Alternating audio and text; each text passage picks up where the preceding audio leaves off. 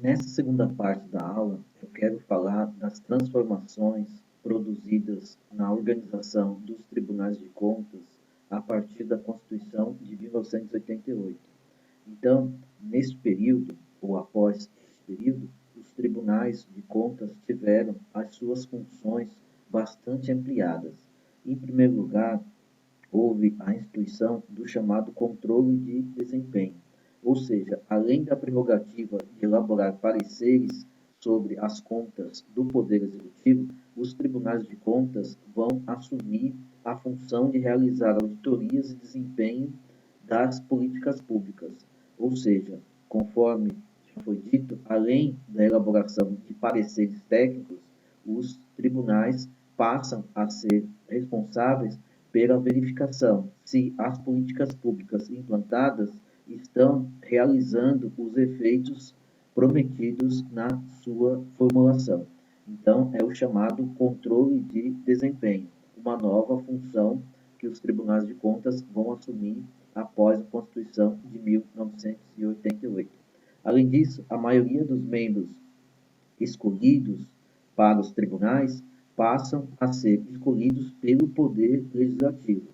Então, muitas vezes, a gente pensa que os tribunais de conta, né, pelo nome, a gente pensa que eles pertencem ao Poder Judiciário, mas, na verdade, eles fazem parte do Poder Legislativo. E após a Constituição de 1988, a maior parte dos membros dos tribunais passam a ser escolhidos pelo Poder Legislativo, o que não ocorria anteriormente. Além disso, com a Constituição de 1988, a população passa a ter o poder de denunciar irregularidades. Então, são abertos canais para que a população identifique e denuncie, né, irregularidades na aplicação dos recursos públicos. Além disso, os tribunais de conta, além disso não, no entanto, os tribunais de conta ainda não possuem o poder de cobrar as multas aplicadas, ou seja, quando identificam irregularidades, os TCs, né, eles cobram, eles aplicam multa, mas essas multas, os recursos das mesmas, não vão para o Tribunal de Contas. Então, eles não têm o poder de cobrar as multas e utilizar dos recursos para a melhoria da sua estrutura, para o melhor aplicação e desenvolvimento, né, dos seus recursos propriamente dito, na melhoria da organização e da prestação de serviços da própria instituição. Além disso, como já foi aludido, é um tema muito importante a questão do recrutamento, né, dos conselheiros para os tribunais de contas. Então, atualmente, um terço dos ministros, dos conselheiros, são indicados pelo Poder Executivo, mas 2 terços são indicados pelo Legislativo. Então, como dito anteriormente, a maioria dos membros dos tribunais de contas são indicados pelo Poder Legislativo. Além disso, após a Constituição, passou a existir a exigência de aprovação de todos pelo Legislativo. Então, mesmo os indicados pelo Poder Executivo precisam da aprovação do Poder Legislativo para se constituírem como membro do Tribunal de Contas.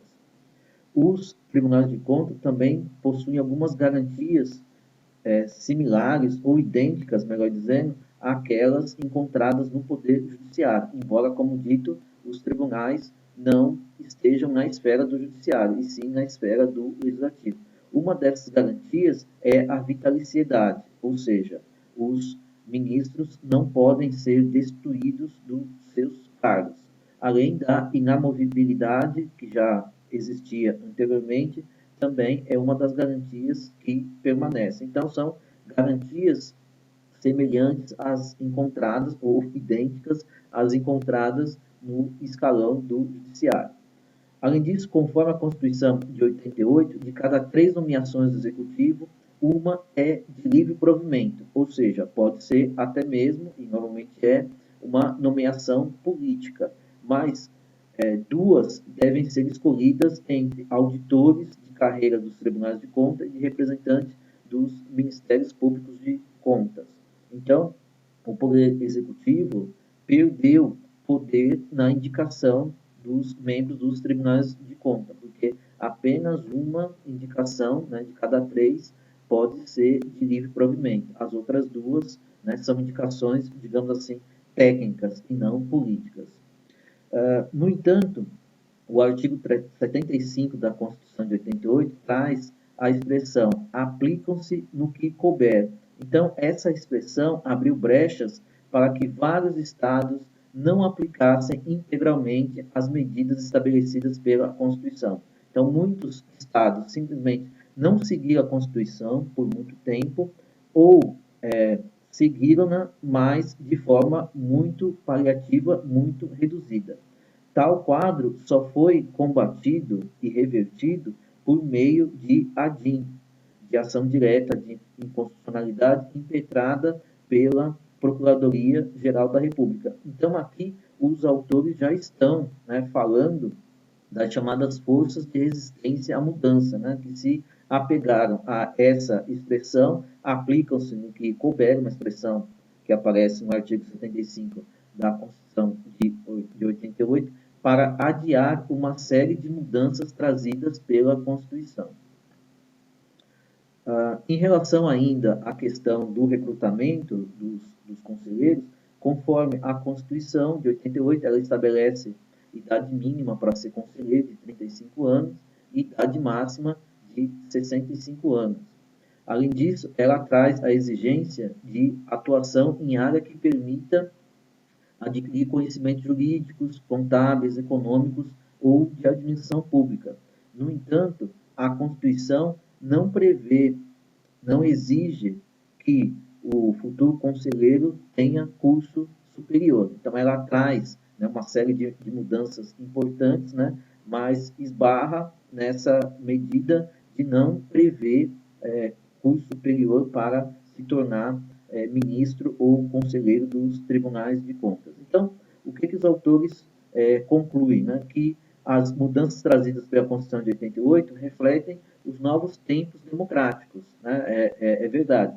Porém, não contemplam preocupações com o desempenho desses órgãos, dos tribunais de contas, e tampouco foram completamente implementadas, dada a dinâmica entre as forças de resistência e as que pressionavam pela inovação institucional dos tribunais de contas. Então, a Constituição ela não prevê, né, um controle dos tribunais.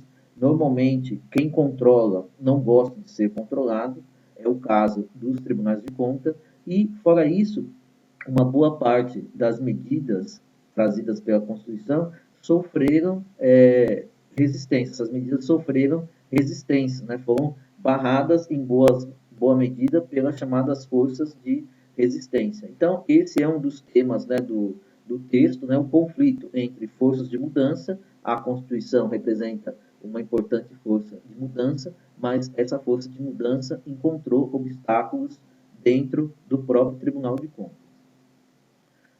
Outro momento crítico importante foi, como já dissemos, a Lei de Responsabilidade Fiscal, né? Ela vai impactar também os tribunais de contas. Então, a Lei de Responsabilidade Fiscal valorizou a função fiscalizadora dos TCs, principalmente em relação ao Poder Executivo de todos os entes da Federação. E ela também vai exigir a chamada modernização tecnológica e reestruturação dos TCs. Então, muitos tribunais de contas, na verdade, a maioria, eles vão adotar programas, né, de informática, eles vão se informatizar. E isso vai trazer muito mais celeridade, né, aos processos e vai possibilitar, vai aumentar a possibilidade do exercício das funções dos tribunais. Então, por conta da Lei de Responsabilidade Fiscal, os tribunais vão se reestruturar e vão se informatizar. No entanto, aliás, ainda em relação a isso, as chamadas mudanças tecnológicas, elas vão alterar a relação de poder entre conselheiros e técnicos. Por quê? Porque os técnicos que vão deter conhecimento especializado, normalmente não os conselheiros. Então, isso vai fazer uma diferença importante. Então, a melhoria da organização técnica, a informatização, vai dar mais poder para os técnicos dentro do próprio ou dos próprios tribunais de contas. Para responder às chamadas exigências de maior participação da sociedade, os TCs criam as chamadas ouvidorias, não só ouvidorias, mas uma série, né, de instituições, como, além das ouvidorias, as escolas de contas e serviços como o chamado Disque Denúncia. Então, os tribunais de conta, eles vão expandir, né, a sua relação para com a sociedade, né, criando ouvidorias, escola de contas e serviços como o chamado Disque Denúncia, utilizado pela população para denunciar irregularidades na aplicação dos recursos públicos. Além disso, os tribunais de contas avançam no quesito da transparência. É a ideia colocada lá no início. Eles se inserem aí no âmbito da tentativa das instituições de adquirirem mais transparência. Então, inclusive o Tribunal de Contas de Pernambuco é citado no texto como exemplo de transparência. Ou seja, se a gente entrar no site do Tribunal de Contas de Pernambuco, a gente vai encontrar muita informação, né, sobre as contas no âmbito municipal e no âmbito, evidentemente, do próprio Estado, né, sobre como é feito o gasto público, seja na área de educação, seja na área da saúde, seja na relação do governo, do ente municipal e estadual, né, com prestadores de serviço nas mais variadas áreas, tudo feito, como diz o texto, com bastante transparência. Então, o Tribunal de Contas de Pernambuco é citado como um importante exemplo de transparência na divulgação das informações. Os tribunais de conta, como é um dos grandes temas do texto, né, na sua organização haverá resistência, né, por forças que vão resistir à mudança e vão resistir também às inovações. Então, é o outro lado da moeda, né, dessa história. Então, a gente pode perceber limitações da própria modernização tecnológica, ou seja, não basta apenas a modernização tecnológica, é necessário sempre vontade política, por exemplo, na divulgação dos dados, se tem modernização tecnológica, mas não tem vontade política para divulgar os dados, as ações, essa modernidade tecnológica não adianta muita coisa. E, em boa medida, isso ocorreu aí em relação aos tribunais de conta. Os tribunais ainda são marcados, né, por nepotismo e clientelismo na nomeação de funcionários para os TCs, e é citado, talvez como principal exemplo negativo, o Tribunal de Contas Municipal, o Tribunal de Contas do Estado de São Paulo, né, são exemplo de nepotismo. Eles resistiram muito às mudanças, né, implementadas pela Constituição de 1988, mas, em boa medida, o nepotismo e o clientelismo é ainda bastante presente nos tribunais de conta Brasil afora. A gente também percebe, e isso é relatado no texto, né, uma série de casos de corrupção envolvendo tribunais de conta. Mesmo atualmente, a gente acompanha pela mídia, né, conselheiros envolvidos em diversos casos de corrupção, o que é algo bastante sério. E falta ainda essa ideia, né, de que os tribunais de contas também precisam ser controlados, né? Então, a falta de controle dos chamados controladores. Como eu disse anteriormente, normalmente quem controla não gosta de ser controlado. Então, os autores afirmam que é necessário estabelecer o controle político dos tribunais para reduzir o seu insulamento. O que é insulamento? É o isolamento, né? Quer dizer, nenhuma instituição pode ficar livre do controle social. Todas as instituições precisam ser controladas. Além disso, eles afirmam que é necessário garantir que a competição política amplie a fiscalização dos governos pelos tribunais de conta. Então, se você tem, mesmo ali no município, uma série de forças políticas disputando o poder, isso, por si só, segundo os autores, já levariam, né, ao maior controle institucional, inclusive dos tribunais de conta. Então, às vezes, o mais importante é estabelecer uma competição política, porque um ator político fiscaliza o outro ator político, porque eles estão disputando o poder. Então, é outra proposta que os autores fazem, né, para controlar melhor, inclusive, os tribunais de conta. Além disso, os autores vão dizer que o perfil dos dirigentes pouco mudou, né, ao longo do tempo. Então, você tem um perfil de políticos e bacharéis em direito.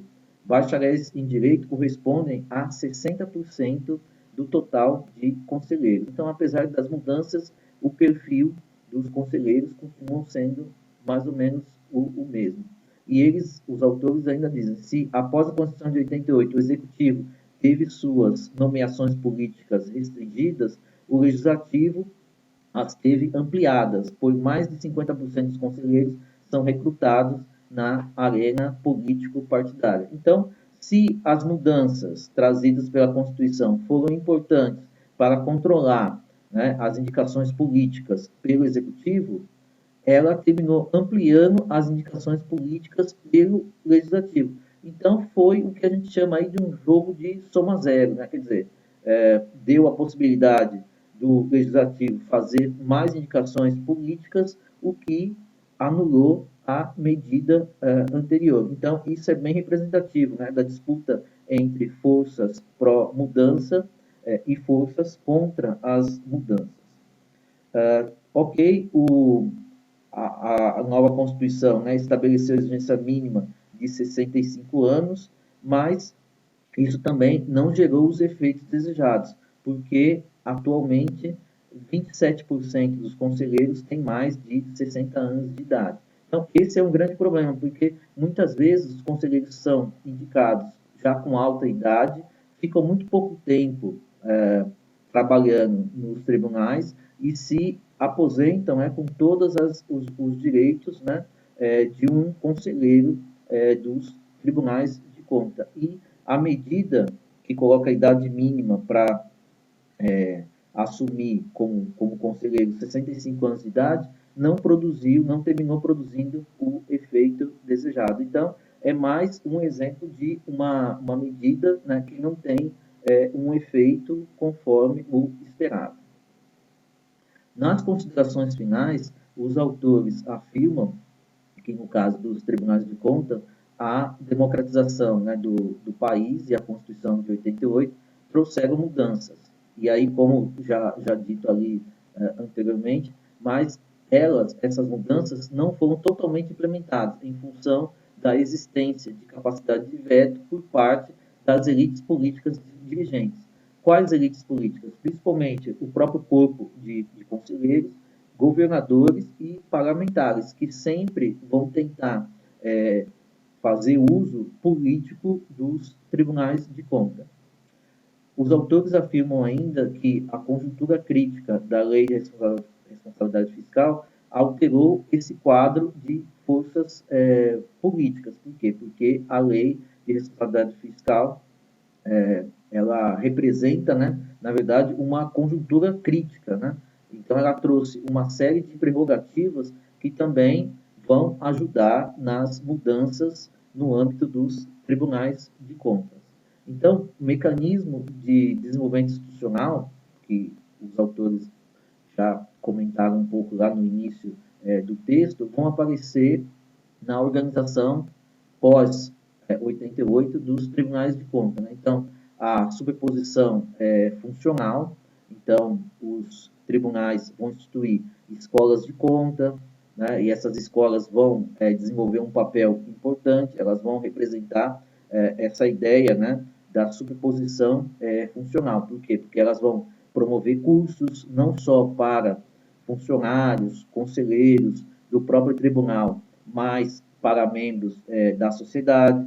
As escolas de contas também vão funcionar como uma espécie, né, informalmente, mas vão funcionar como uma espécie de sindicato dos tribunais de conta, porque são elas que vão fazer uma série de reivindicações em relação aos mecanismos de desenvolvimento institucional. também vai ocorrer a chamada difusão, ou seja, a criação, por exemplo, das ouvidorias, né, que, como eu já disse, vão criar canais que vão permitir que a sociedade se relacione, né, com os tribunais de contas, vão permitir que a sociedade, inclusive, denuncie, né, práticas de mau uso dos recursos públicos através das ouvidorias. E em relação aos mecanismos de desenvolvimento institucional, ainda vai ocorrer, se não a conversão, a ampliação de função, né, dos tribunais. E a principal delas é essa ideia, né, de que agora os tribunais também passam a avaliar as políticas públicas, passam a avaliar os resultados das políticas públicas, é o chamado controle de desempenho. Então, são mudanças muito importantes. Todavia, os pontos de resistência têm sido maiores que os de inovação. Então, limitações das mudanças tecnológicas, como já falei, né? A questão do nepotismo, a questão do clientelismo, tudo isso continua muito presente no âmbito dos tribunais de conta Brasil afora, né? Porém, os autores afirmam que as inovações têm contribuído gradualmente para a mudança do perfil institucional dos tribunais de conta perante a sociedade e o sistema político brasileiro. Então, nem tanto ao céu, nem tanto à terra. Quer dizer, as mudanças terminaram sendo importantes, né, tem um lado bastante positivo, mas elas não conseguiram atingir todos os objetivos esperados.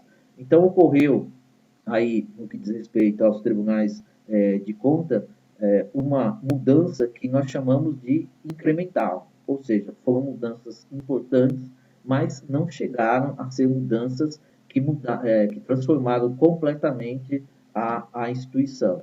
Por quê? Porque as mudanças propriamente ditas, elas encontraram resistência, né, resiliência, como disseram os autores. Eu vou parar por aqui essa exposição. Espero que eu tenha conseguido expor aí as ideias principais do texto e eu pretendo discutir com você mais adiante numa próxima oportunidade. Muito obrigado.